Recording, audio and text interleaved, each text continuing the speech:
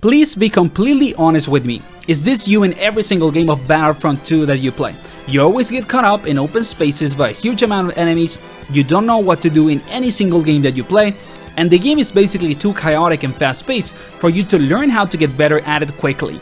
Then this video is for you, because I'm gonna help you move from all of that chaos to this, which is nothing too crazy but is simple and effective, and is gonna help you to be in the top 10 of performers in any lobby that you play, and basically be impactful in every single game. So if you're ready to enjoy the gameplay of Battlefront 2 even more by getting good at it, because this game is an absolute gem, stay until the end of the video and I'm gonna give you the best guide I can. Let's start with it. And just as a small disclaimer, most of the footage that you're gonna see in this video is gonna be from Supremacy in the Clone Wars era, because it's mainly what I like to play, but you can apply it to any game mode, basically hero, character, and whatever you like to play. And the first thing that we have to talk about, and it's probably the most relevant thing that you're gonna learn from this video, is that even though this game is a Star Wars game and is super fast and chaotic and it has lightsaber users and all of that, it is still a first-person shooter. And when you play a first-person shooter, there is a set of laws or basic rules that basically make any player good at any FPS game, because they are universal. In this game, for example, number one, no one plays around cover. There is such a big amount of people that play this game in open up spaces, they never play around cover, so they are easy targets for snipers and for anyone that has decent aim and it's playing any class really, or for heroes, because if a hero sees you on an open up space alone, you think that you're gonna survive, like you're just gonna die.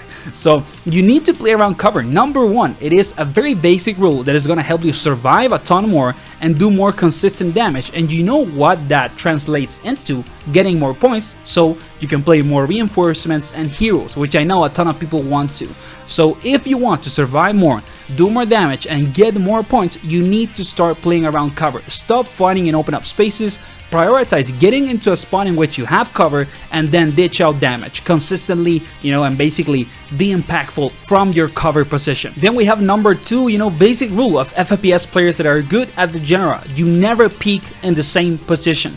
When you want to ditch out damage, you always peak at a different point so that you're not predictable and basically people get a free headshot on you because you peak in the same spot 5 times. So when you have that cover position, you have a rock or whatever to hide, try to peek in different spots, different angles, and basically try to see if you can get a kill before they even have enough reaction time to see from where you're peeking. So if you want to maximize the amount of damage and survivability that you have in this game, you not only need to take cover, but when you go out of cover to fire, basically your gun or whatever, you need to peek in different positions and angles, so basically it's gonna help you to do more damage and don't die as quickly. And then of course you have sort of like the secondary rules that make FPS players good that are also applicable to this game, like for example listening to audio cues. This game has a ton of audio cues, so you can hear like people walking close to you, or maybe a lightsaber user that is gonna attack you, and be ready for it. You also can basically place your crosshair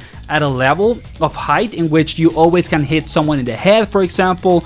It reloads smartly also, like always reload in a position in which you're not gonna get attacked and stuff like that. There is a lot of small rules that make any first-person shooter player good at any game, but I would say that the most important ones, at least in this game, are to take cover and don't peek in the same angle. Like if you follow those two basic rules and maybe apply some of these other secondary ones that I said, you're gonna get good at the game faster and basically have a better performance right away. So take that first big advice into account, because it's really, really important. Then the second big thing that you gotta understand and take into account, and it's probably super useful, is to play a small pool of characters when you're trying to learn the game, to not get overwhelmed by the amount of abilities that you need to understand. For example, I learned how to get better at the game through the Heavy Trooper. It is basically like the class that I played in almost every single game, and then later I started playing a sniper, because there are some maps in which you kind of need to be a sniper or you're kind of useless, like for example in Geonosis or Camino. Unless you're like playing heavy and defending choke points, you're kind of not that useful if you're not a sniper, because it's an open up space with like long ranges and stuff.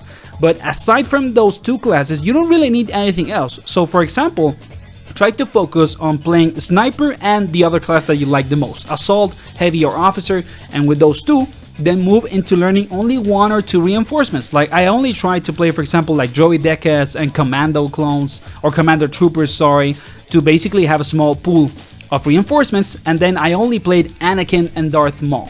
after trying to actually get better at the game, and it has helped me a ton, and I know that you probably should do the same, and it's gonna help you have a more consistent performance and understand the characters that you like better. So try to pick a set of characters that you like from the base classes, you know, the reinforcements and the Jedi and Siths, but only play, you know, a couple of them or even only one. It's gonna help you to understand the game better, actually work on the fundamentals, and get better at the game quickly. Then for point number 3, something very important that I see a ton of people sleeping on, and it's the reinforcements. Like, this game has very strong reinforcements. The Commando Trooper, for example, the droid Deckers, the super droids, they are incredibly strong, super effective, and there's a ton of situations in which they are arguably better picks than a Jedi or a Sith or any hero, basically, because they have a ton of impact in a specific fights and areas that have, you know, a specific playstyle that you need to execute to win a fight. But not only that, they are cheaper, so you can basically get multiple reinforcements on the go instead of only playing Anakin or only playing, you know, Grievous or Darth Maul or Obi-Wan, and you're probably gonna have better results. So if you're super worried about getting better at the game, trying to be effective and impactful in every game that you play, try to consider picking more reinforcements instead of playing Jedis and Sith.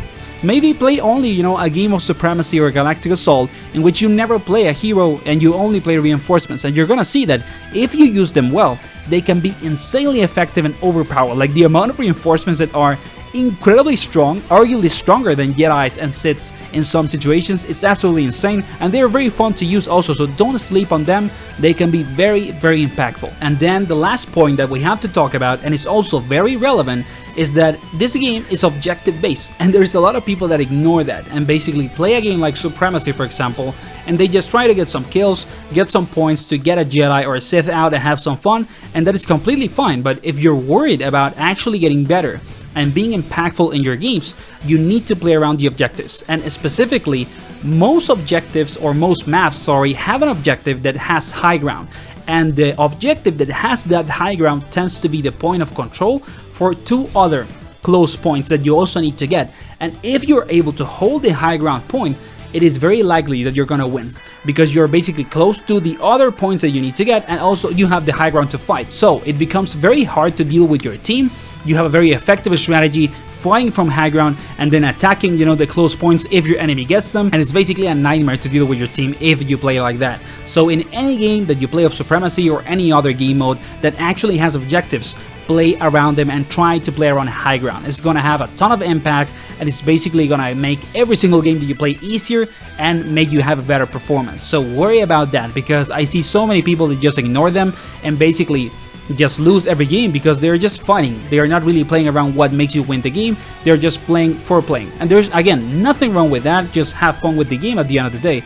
But if you want to get better, you should probably worry about the objectives. So if you enjoyed the video, please leave a like, subscribe, and leave a comment. What do you think of Star Wars Battlefront 2? Do you think that we're gonna get Battlefront 3? There's any chance of it? Please let me know in the comments. I hope that the video was useful, and see you on the next one.